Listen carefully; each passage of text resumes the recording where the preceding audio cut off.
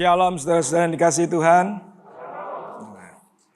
Ini adalah minggu terakhir kita di tahun 2025 ya.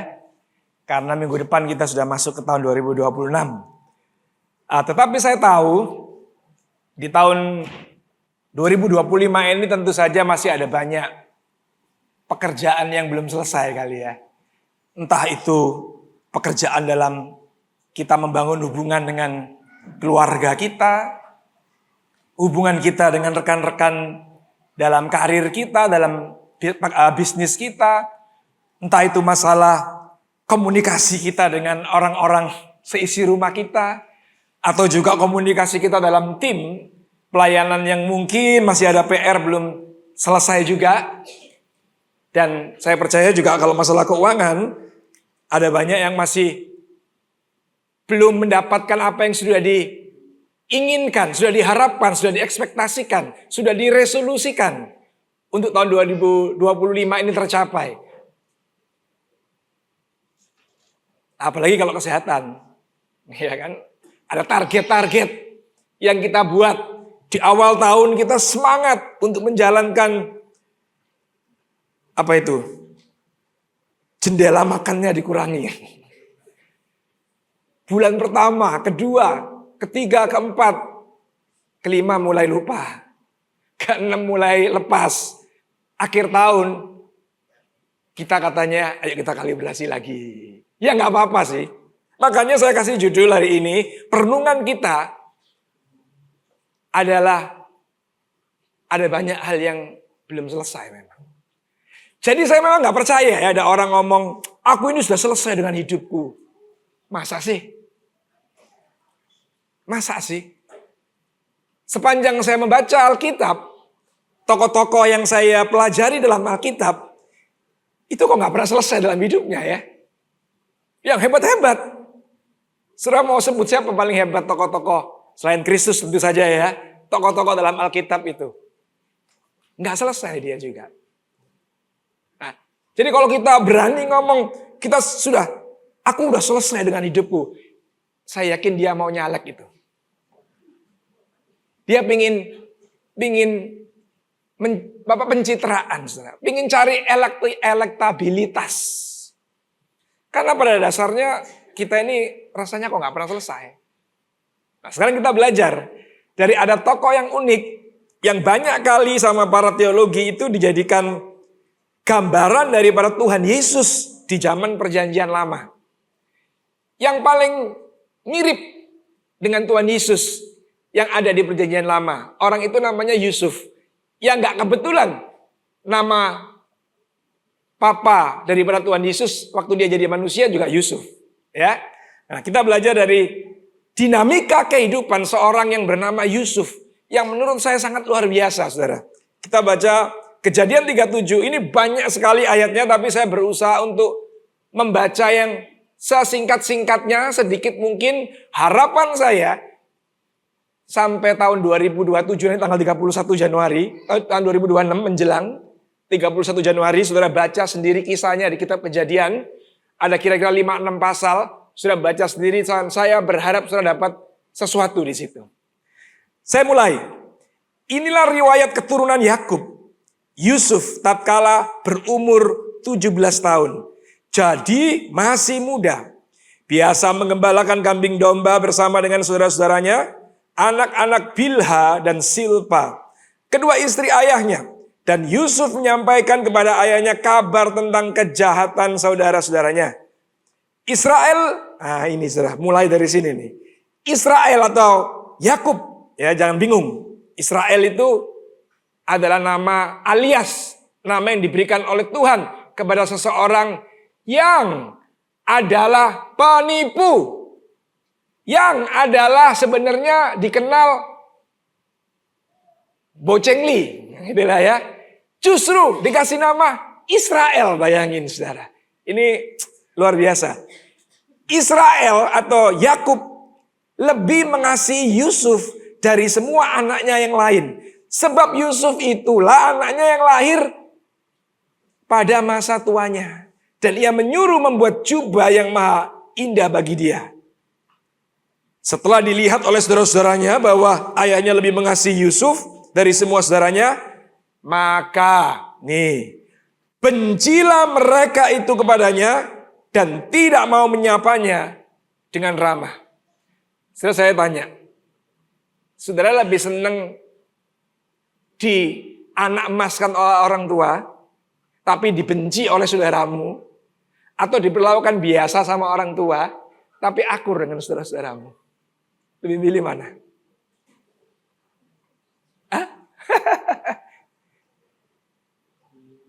Dalam kehidupan kita nggak 24 jam sama orang tua kita.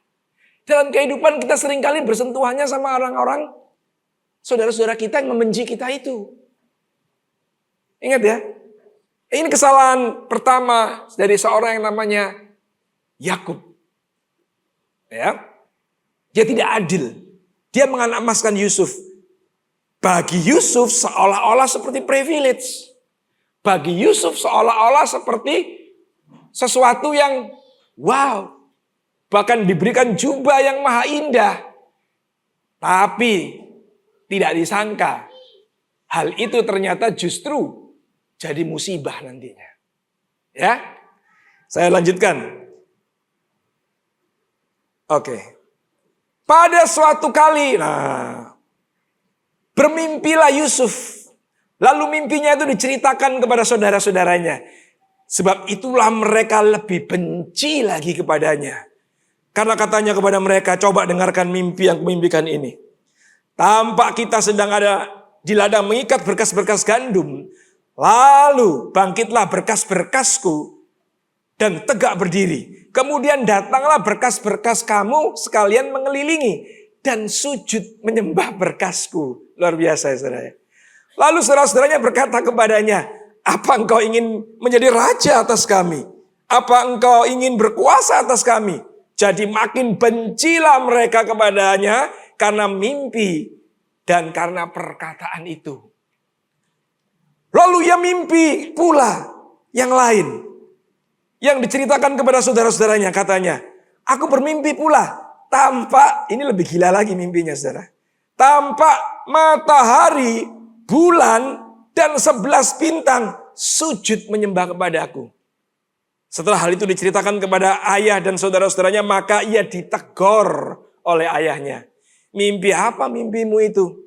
Masa aku dan ibumu serta saudara-saudaramu sujud menyembah kepada kamu sampai ke tanah? Maka iri hatilah saudara-saudaranya kepadanya. Tetapi Yakub, Israel, ayahnya, tahu dia kalau itu dari Tuhan. Dia menyimpan hal itu dalam hatinya.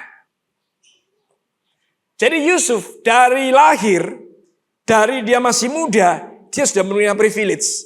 Pertama dari orang tuanya, dianak emaskan, diberi pakaian maha indah, diperlakukan dengan dengan lebih daripada saudara-saudaranya yang lain. Sehingga menimbulkan kebencian, menimbulkan kemarahan. Kedua, dapat privilege lagi dari Tuhan, saudara.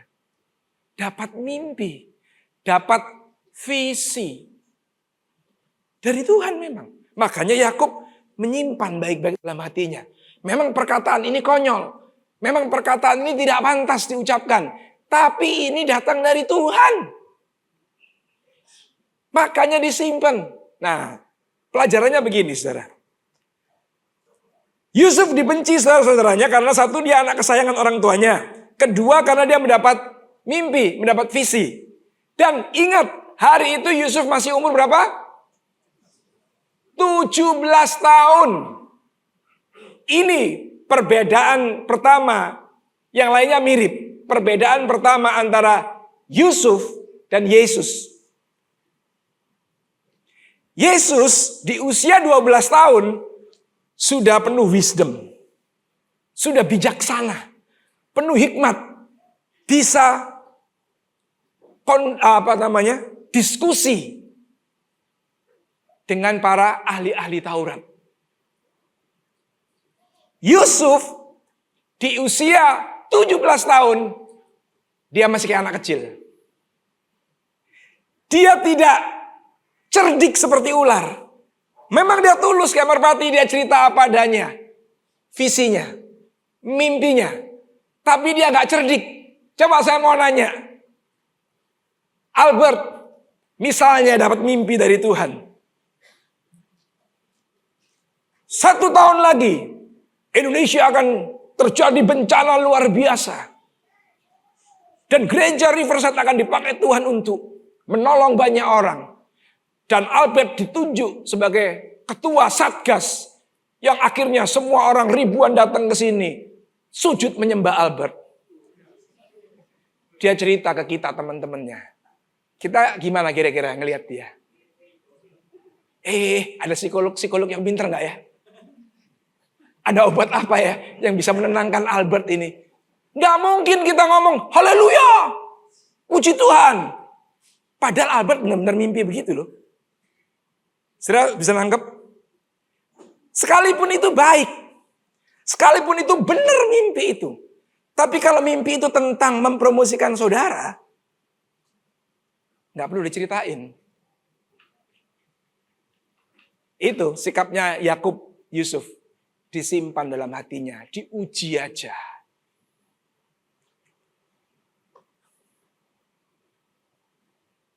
Jadi pelajaran yang harus kita renungkan, kita ini memang orang-orang yang saya percaya saudara tulus, saudara sungguh-sungguh terima anugerah Tuhan, tapi kadang-kadang kita nggak cerdik. Contoh ya, contoh.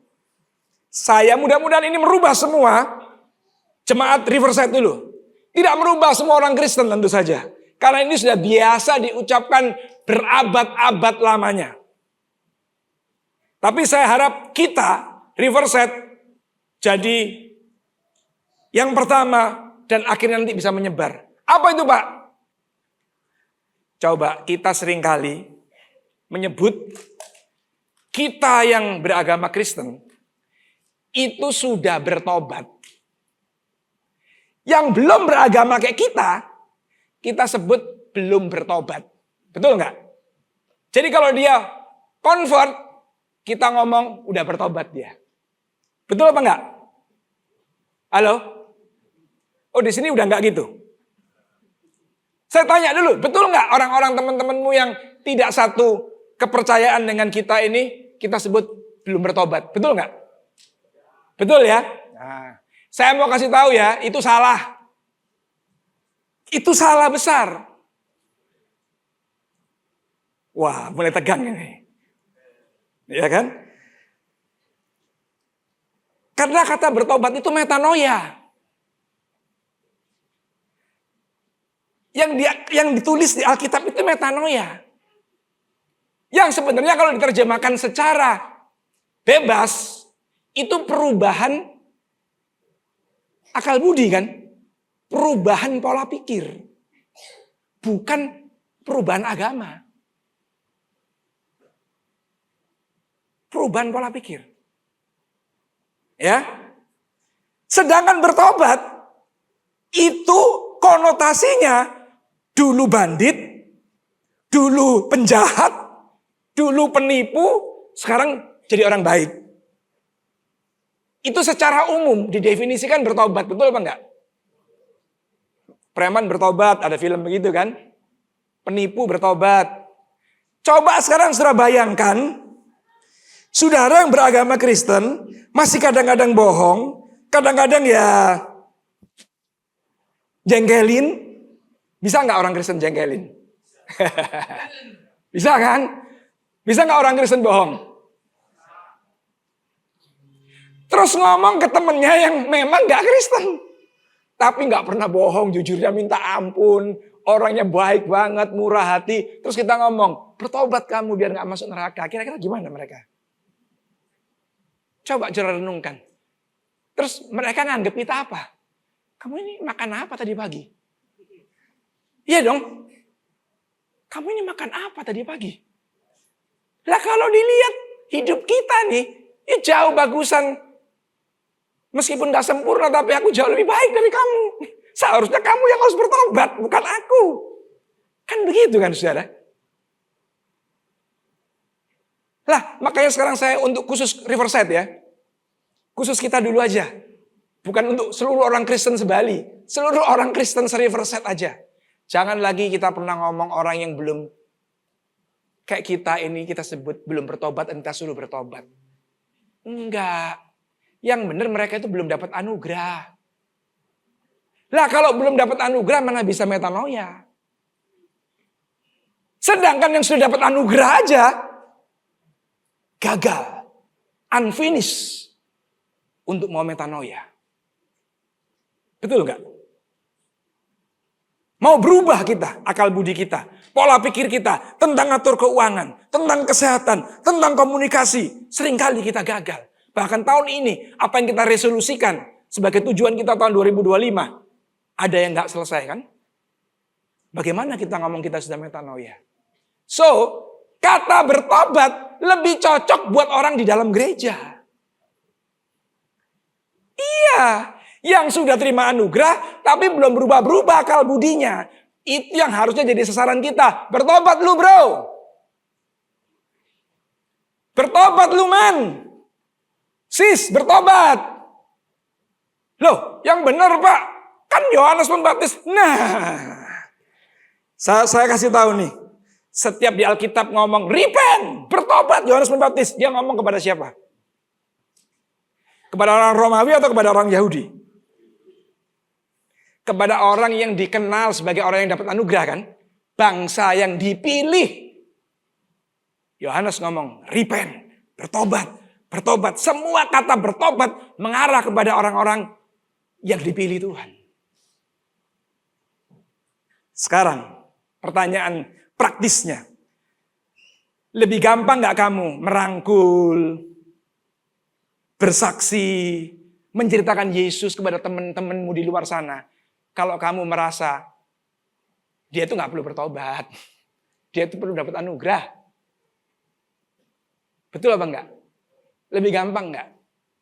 Tapi kalau sudah punya narasi, sudah bertobat adalah orang kudus. Orang yang lebih superior dari orang-orang berdosa itu. Mana bisa? Iya kan?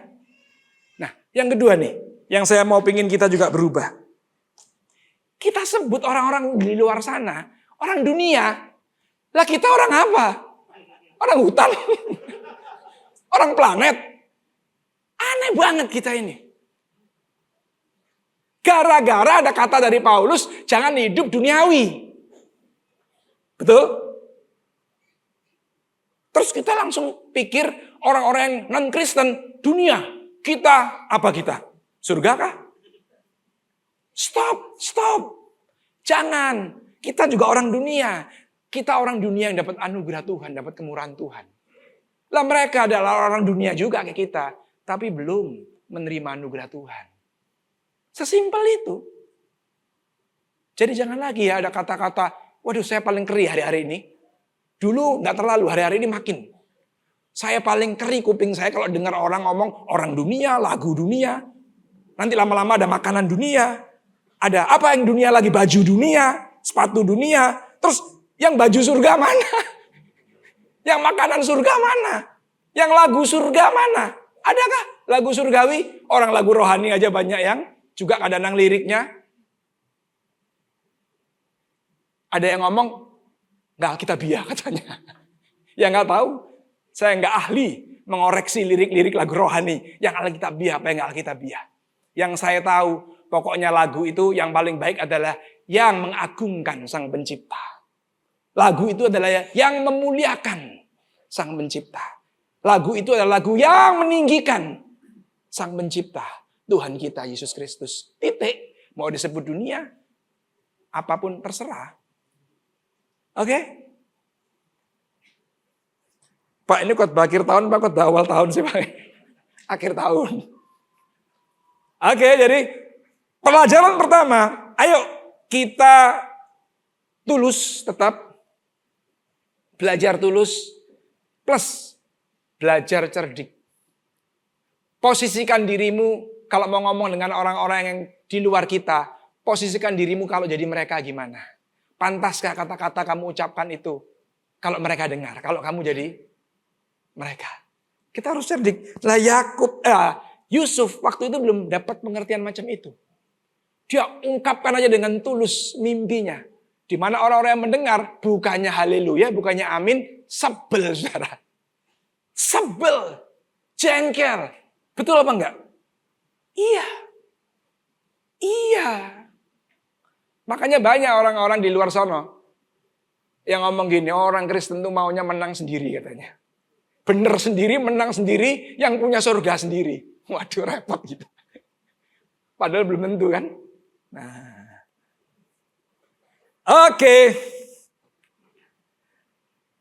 Gara-gara ketidakcerdikannya itu akhirnya dia dijual jadi budak. Jadi tadinya Yusuf mengira beres sudah. Orang tua sayang. Tuhan memperhatikan, kurang apa lagi aku ini. Dipikir hidupnya dia, aku udah selesai dengan hidupku ini. Semuanya sudah oke, pasti orang tua sayang, warisannya pasti jatuh ke aku paling banyak. Kan gitu kan? Tuhan di usia segini sudah ngasih mimpi, ngasih visi. Udah pasti jadi pemimpin top aku. Selesai, sudah gak ada pergumulan. Betul apa enggak? Boleh enggak Yusuf berpikir begitu? Ya. Tapi beberapa hari kemudian, apa yang dia ekspektasikan itu justru berbalik. Berbalik 180 derajat. Dia pikir dia jadi pemimpin. Ternyata malah jadi budak, saudara. Jadi hari ini, I tell you, brother and sister, bapak dan ibu yang saya kasih. Kalau keadaanmu lagi baik, jangan sombong. Unfinished man, belum selesai. Tenang aja, masalah tinggal berapa langkah datang.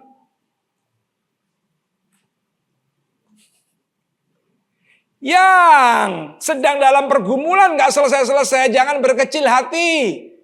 Petrus ngomong, semua kita menderita penderitaan yang sama selama hidup. Selalu akan ada pergumulan dan persoalan, jangan alergi. Jangan berkecil hati. Saudara jangan pikir saya berbicara begini, saya bebas dari segala penderitaan. Saya orang super, kamu perlu belajar sama saya. Tidak. Saya pun penuh dengan kesulitan dan pergumulan. Waktu menulis dan merenungkan ini semua juga saya pun sedang ingin mencontohkan kehidupan saya sendiri yang unfinished. Bahkan sampai tanggal 28 Desember ini masih ada banyak yang unfinished. Kita harus jujur. Saya belum selesai dengan hidup saya. Belum selesai. Kalau selesai kan udah dikubur. Belum selesai. Dijual jadi budak. Udah ayatnya nggak usah dibaca ya. Saya langsung pelajarannya aja. Nanti ya. Setelah dijual jadi budak. Sudah bayangin. Yang beli. Kan namanya Potifar kan. Pejabat tinggi, orang kaya. Lah, orangnya sangat mengasihi Yusuf. Wah, Yusuf langsung berbunga-bunga lagi kan. Ini kata Potifar. Segala miliknya diserahkan pada kekuasaan Yusuf. Dan dengan bantuan Yusuf, ia tidak usah lagi mengatur apapun selain dari makanannya sendiri. Adapun Yusuf itu manis sikapnya dan elok parasnya. Selang beberapa waktu, istri tuannya, istri Potifar, memandang Yusuf dengan birahi lalu katanya, marilah tidur dengan aku. Tetapi Yusuf menolak dan berkata kepada istri tuannya, dengan bantuan tuanku, tuanku itu tidak lagi mengatur apa yang ada di rumah ini, dan ia telah menyerahkan segala miliknya pada kekuasaanku. Bahkan di rumah ini tidak ada yang lebih besar kuasanya daripadaku, dan tiada yang tidak diserahkan kepadaku selain daripada engkau, sebab engkau istrinya. Bagaimana mungkin aku melakukan kejahatan yang besar ini dan membuat dosa terhadap Allah? Walaupun dari hari ke hari perempuan itu membujuk Yusuf, Yusuf pun tidak mendengarkan bujukannya itu untuk tidur di sisinya dan bersetubuh dengan dia. Pada satu hari masuklah Yusuf ke dalam rumah itu dan melakukan pekerjaannya, sedang dari seisi rumah itu seorang pun tidak ada di rumah. Lalu perempuan itu memegang baju Yusuf sambil berkata, marilah tidur dengan aku. Tetapi Yusuf meninggalkan bajunya di tangan perempuan itu dan lari keluar. Hebat gak Yusuf, saudara? Hebat ya? Hebat. Hebat. Habis dijual jadi budak. Wah, kok nggak sesuai ya? Yang beli Potifar, orang kaya raya berkuasa, cocok sama Yusuf. Hoki apa ini? Pas banget.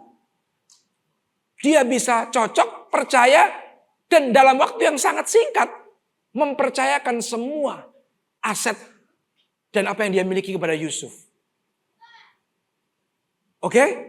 Menurut saudara, Yusuf selesai pergumulannya. Betul gak? Hari ini ada gak yang begitu? Merantau ke Bali, cuman dengan satu tas, cuman dengan uang untuk bayar kos-kosan sebulan, seperti saya dulu.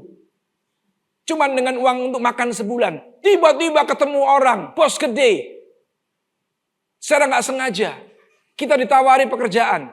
Terus tahu-tahu dia cocok dengan kita. Langsung diberikan kepercayaan jadi tangan kanannya. Dipercaya penuh. Kita merasa pergumulan kita selesai. Kita merasa hidup kita sudah mencapai garis titik tertinggi. Belum.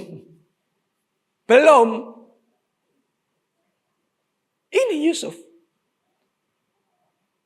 Udah kurang apa? Jadi sekali lagi, yang hari ini mencapai seperti Yusuf di rumah Potifar, awas. Jangan terus enak ya. Jadi orang Kristen memang, Tuhan Yesus memang luar biasa. Tuhan Yesus memang dahsyat. Tunggu difitnah dulu, baru Tuhan Yesus dahsyat nggak? Belum difitnah, jangan buru-buru. Betul nggak? Kita sering kali pada waktu hal-hal yang baik datang, kita seolah-olah kayak, waduh Tuhan baik banget. Waduh aku dituntunnya, waduh udah selesai, aku sekarang ada di puncak, aku sekarang mau memuliakan Tuhan dan lain-lain. Padahal kita masih di seperempat perjalanan. Yang di depan masih ada lagi jalan-jalan licin dan curam yang harus kita lalui. Jadi, lupa terus sampai kapan Pak? Even sampai Yusuf selesai, keturunannya melanjutkan saudara. Sudah tahu kan? Bangsa yang diperbudak di Mesir, yang dipimpin Musa keluar di padang gurun, 40 tahun lamanya. Siapa orang-orang itu? Siapa orang-orang itu? Salah satunya, salah duanya, salah 10-nya, keturunannya Yusuf. Anak-anaknya Yusuf, cucunya Yusuf. Berputar lagi. Maka itu saya akan sebut, memang unfinished hidup ini.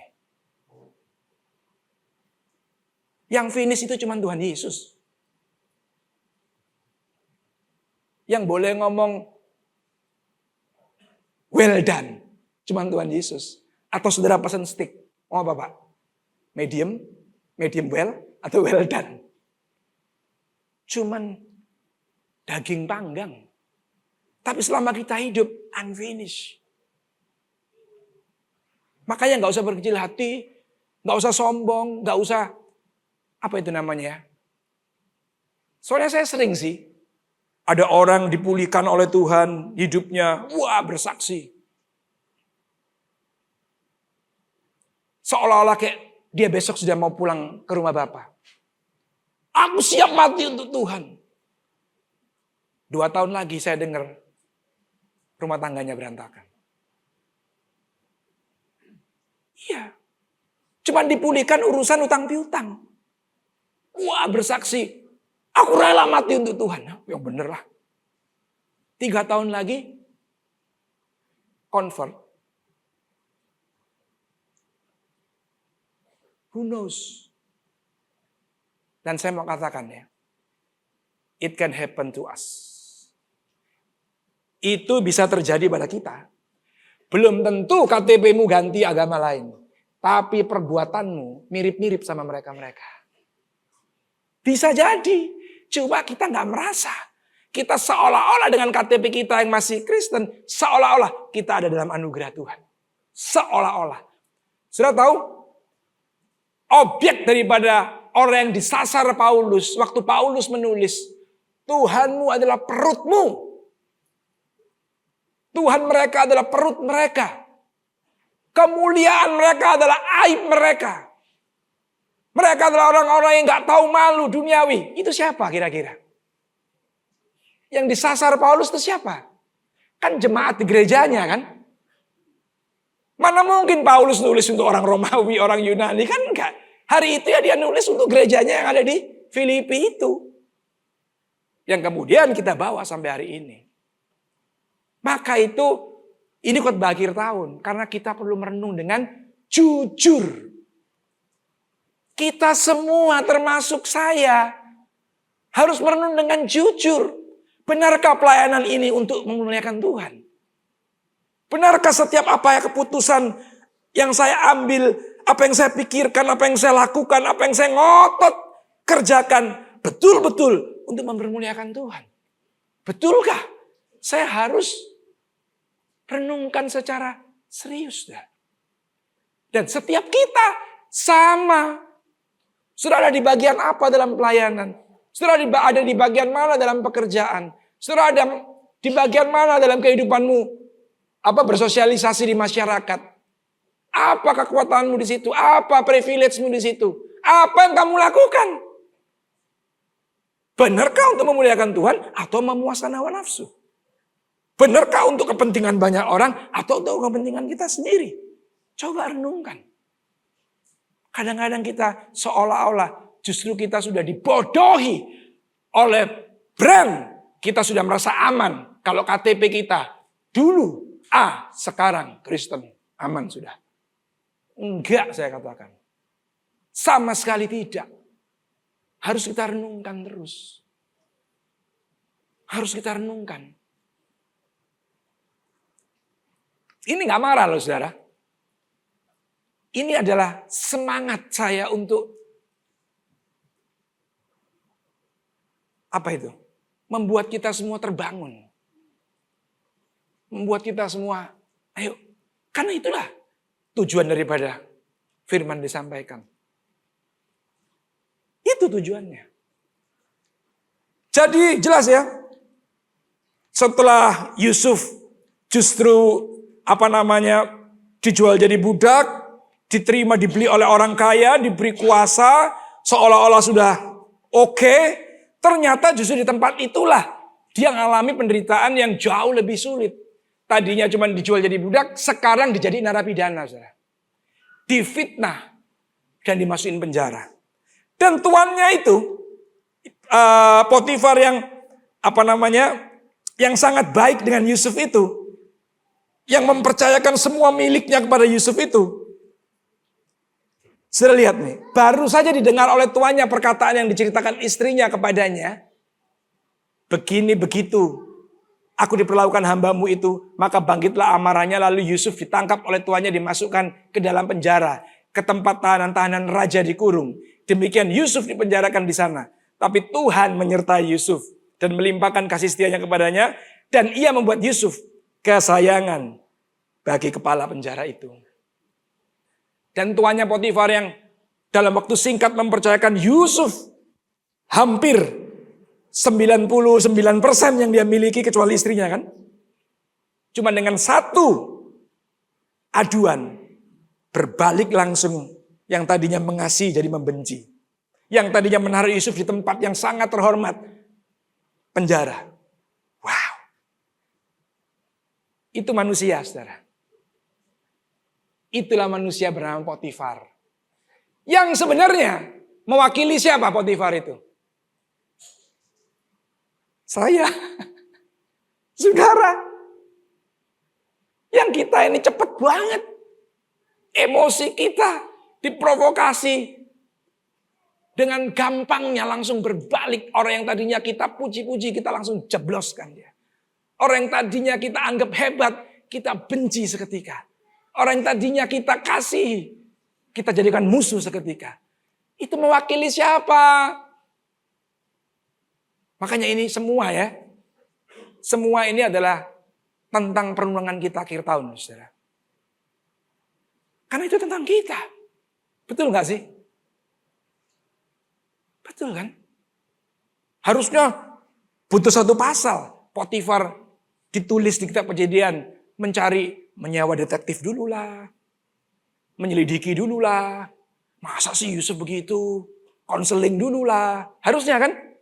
Perlu satu pasal untuk menulis cerita, investigasi tentang Yusuf. Tapi enggak. Satu ayat aja, Potifar langsung masukkan dia ke penjara, titik. Iya dong. Tapi pelajarannya begini.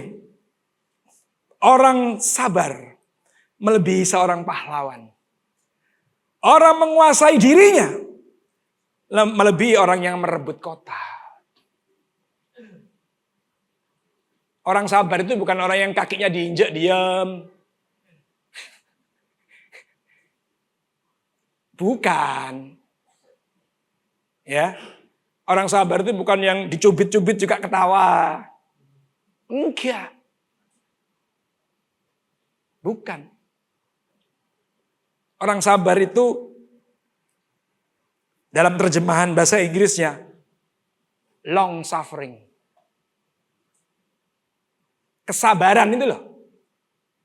Buah roh yang namanya kesabaran diterjemahkan dalam bahasa Inggrisnya itu long suffering. Tahan dia. Tahan lama. Pada semua proses dengan sabar. Apa yang buat Yusuf sabar? Apa yang buat dia mau suffering dengan waktu yang a long time? Kok aduh enak bentar, jeblos lagi. Enak bentar, jeblos lagi. Kapan ini punya karir yang everlasting? Nggak ada. Kapan ini punya rumah, punya mobil, punya bisnis yang aman gitu ya sampai 1-2 turunan lah. Yusuf cepat banget dinamikanya. Tapi orang yang tahu visinya, tahu mimpinya, itu long suffering. Nah saudara katanya tahu udah dapat anugerah. Katanya tahu visinya nanti di kekekalan tinggal bersama dengan Bapa di sorga. Tahu kan? Lah kok menderita dikit aja bersungut-sungut? Kok disenggol dikit aja marah?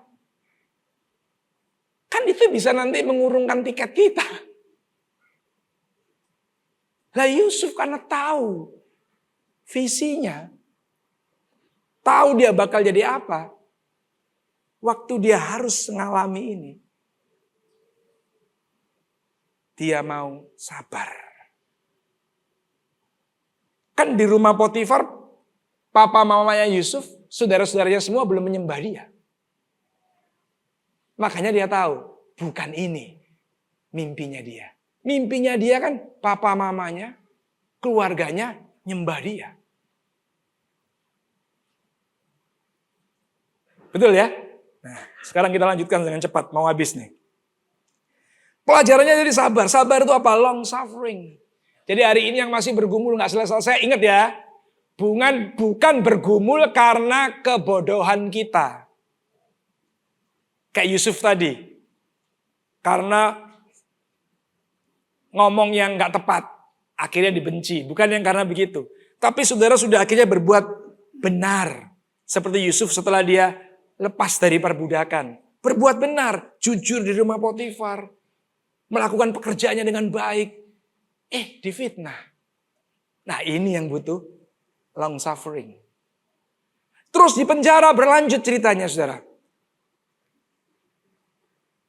Dia dikasih oleh kepala penjara. Karena semua pekerjaan yang diserahkan Yusuf beres. Akhirnya dia jadi wakil dari tangan kanan. Dan semua perihal dalam penjara lewat Yusuf aja. Sampai satu saat. Ada kejadian. Sudah baca sendiri ya nanti ya, karena gak keburu waktunya. Yusuf mengartikan mimpi daripada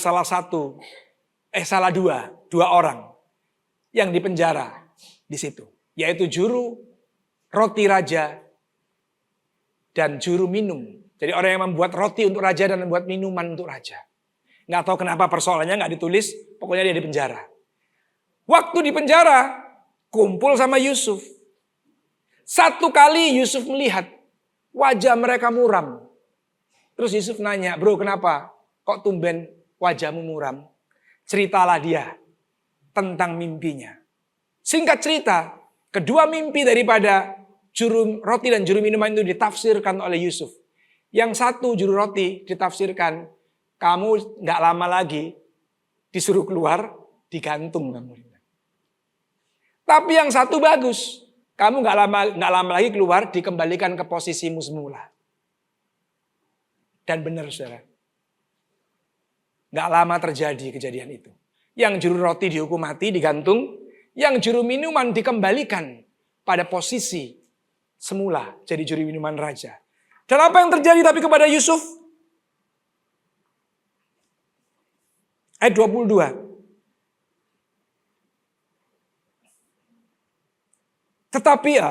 Tetapi kepala juru roti itu digantung, benar ya? Seperti yang ditakdirkan Yusuf kepada mereka. Tetapi Yusuf tidaklah diingat oleh juru minuman itu, melainkan dilupakannya. Padahal Yusuf pesan apa waktu sebelumnya? Dia ngomong apa? Tunggu ayatnya, saya lupa.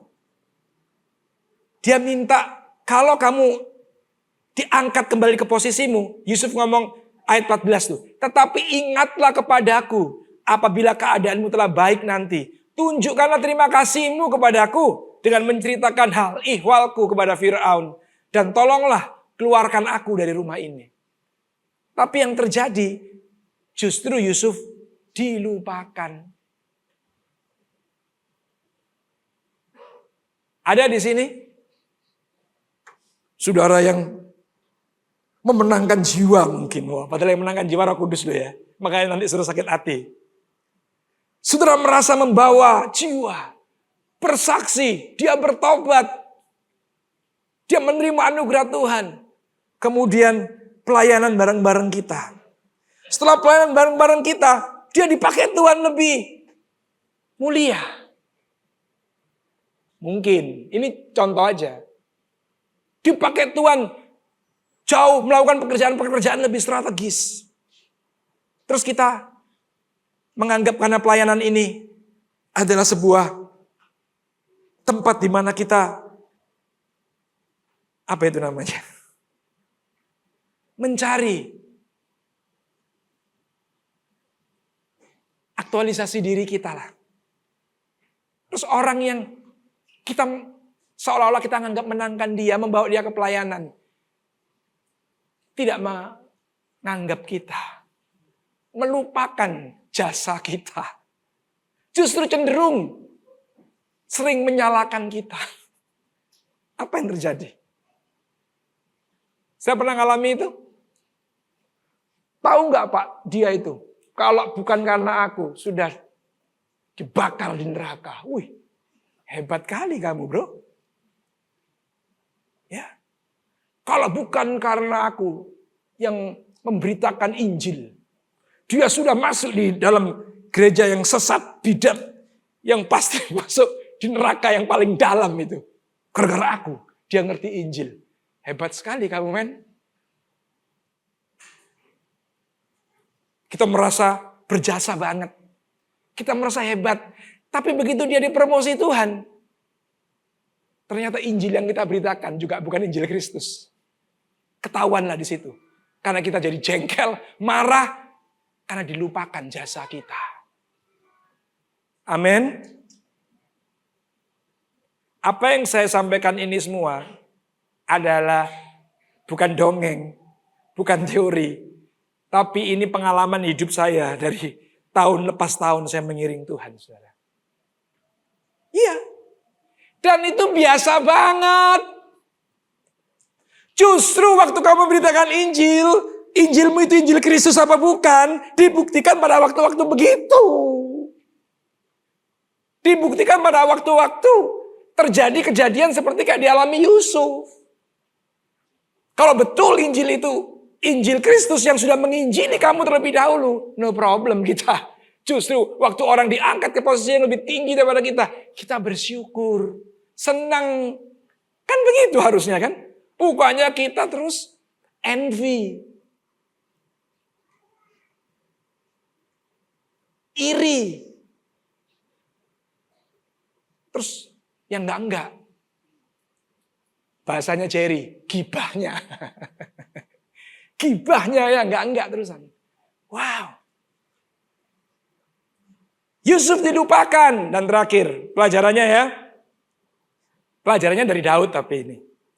Sekalipun ayahku dan ibuku meninggalkan aku, namun Tuhan tetap menyambut aku.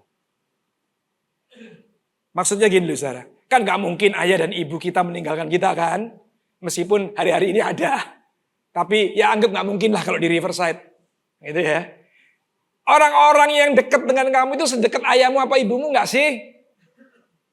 Jadi kalau ayah ibumu aja bisa meninggalkan kamu, apalagi mereka. Apalagi yang kamu anggap saudara seiman. Yang kamu panggil-panggil bro, sis, apalagi julukannya, bunda. Apalagi bunda ada apa? Bundi. Macem-macem.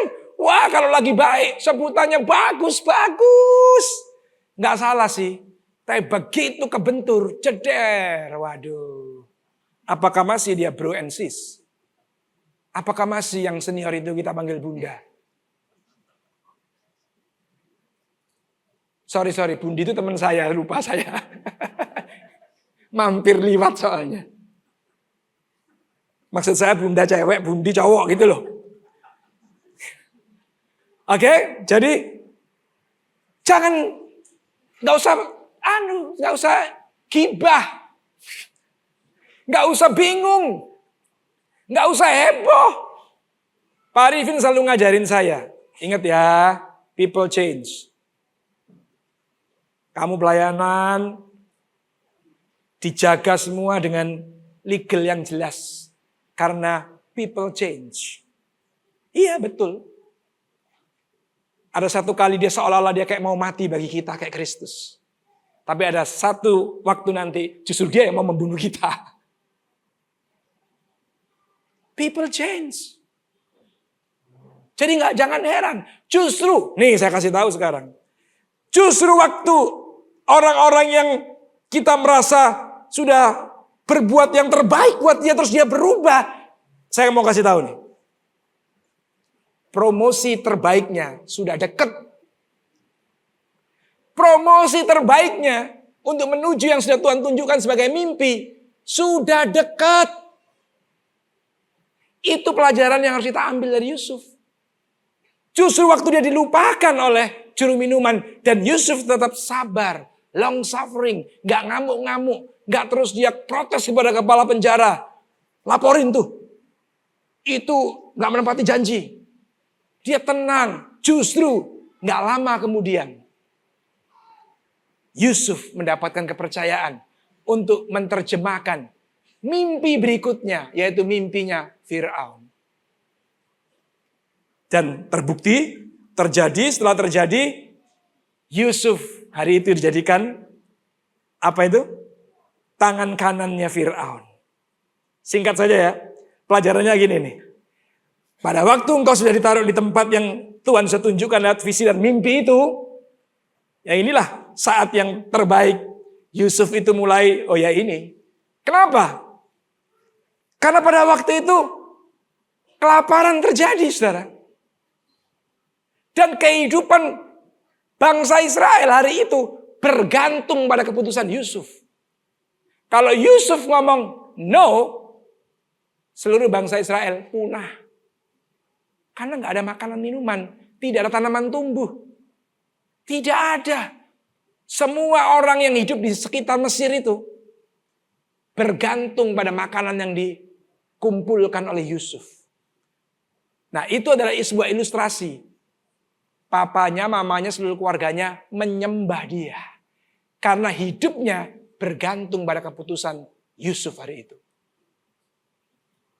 Nah, saya jawab bayangkan.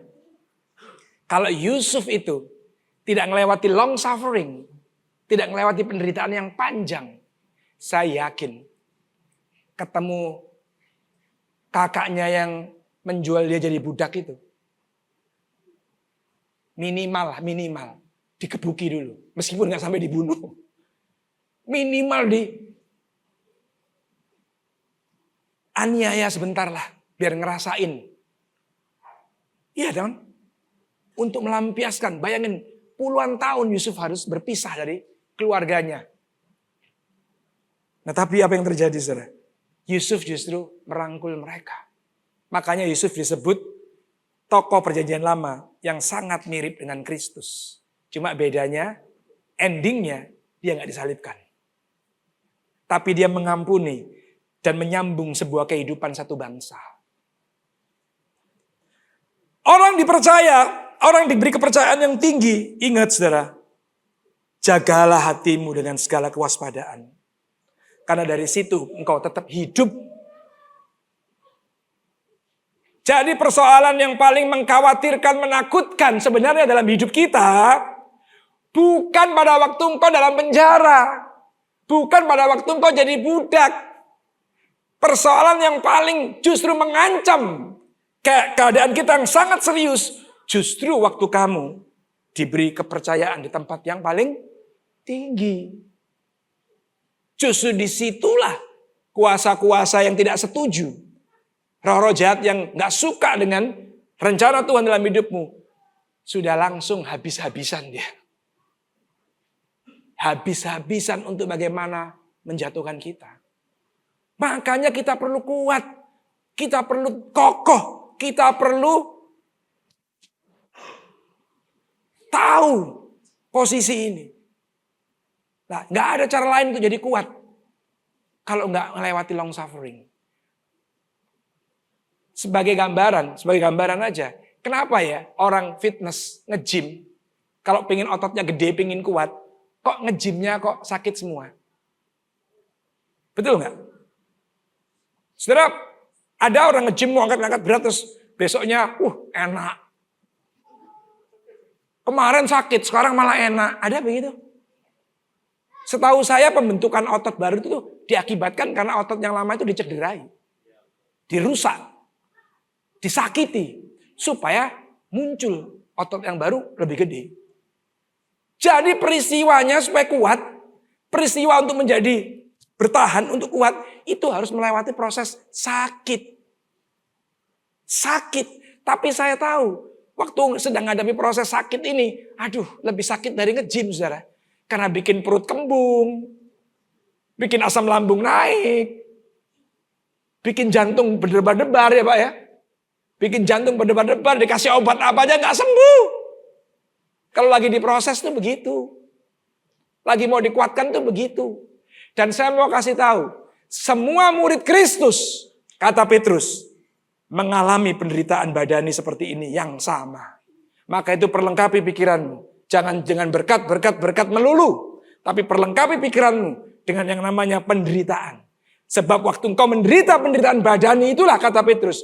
Sesungguhnya kamu sudah berhenti berbuat dosa. Alias menanggalkan hawa nafsumu. Menanggalkan hawa nafsu itu tandanya apa? Sakit. Enggak enak. Tapi kalau puas, lega, itu namanya nurutin hawa nafsu. Cuman gitu aja. Akhirnya saudara, setelah Yusuf dipercaya, ngalami long suffering, ngalami dipercaya. Setelah dia bisa memberikan pengampunan kepada saudaranya ini loh saudara. Dijadikan bagian dari sejarah. Saudara sadar enggak? Satu saat nanti, saudara pun jadi bagian dari sejarah. Ya memang bukan sejarah Indonesia. Bukan sejarah Pulau Bali. Minimal sejarah Riverside.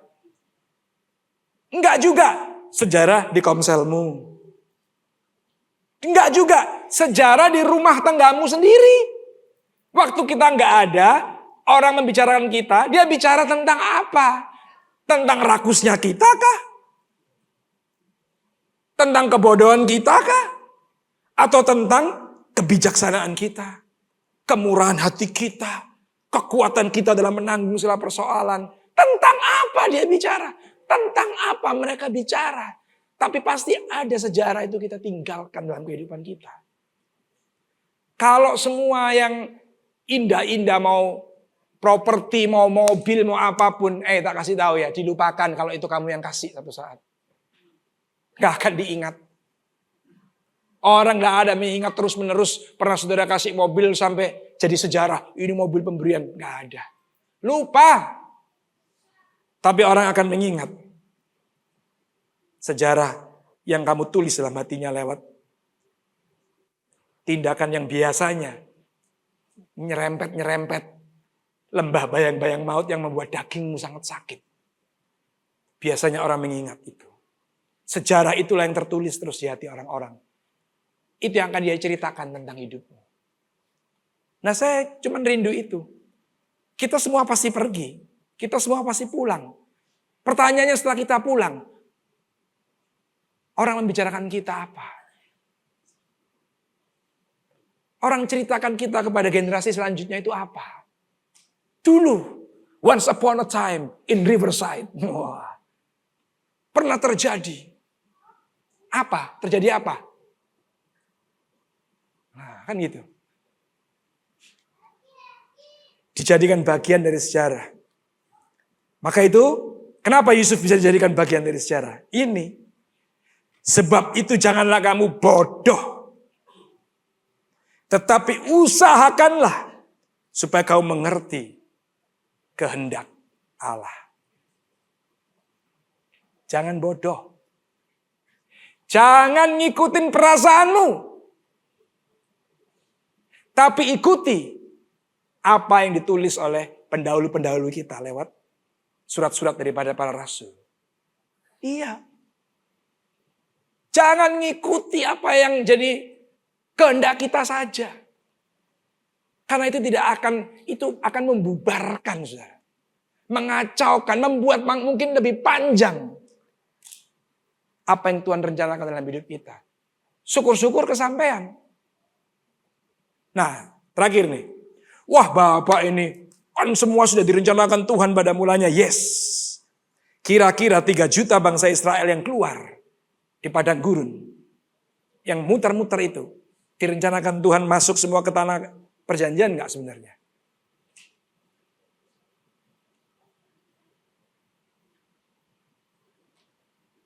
Kalau saudara sebagai bapak yang baik,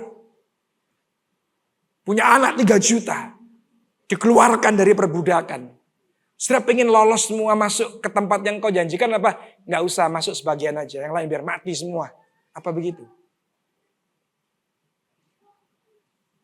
Tapi saya tahu ini perdebatan. Ini perdebatan. Tapi kalau saya menimbang sebagai seorang bapak, saya ingin semua anak-anak saya masuk.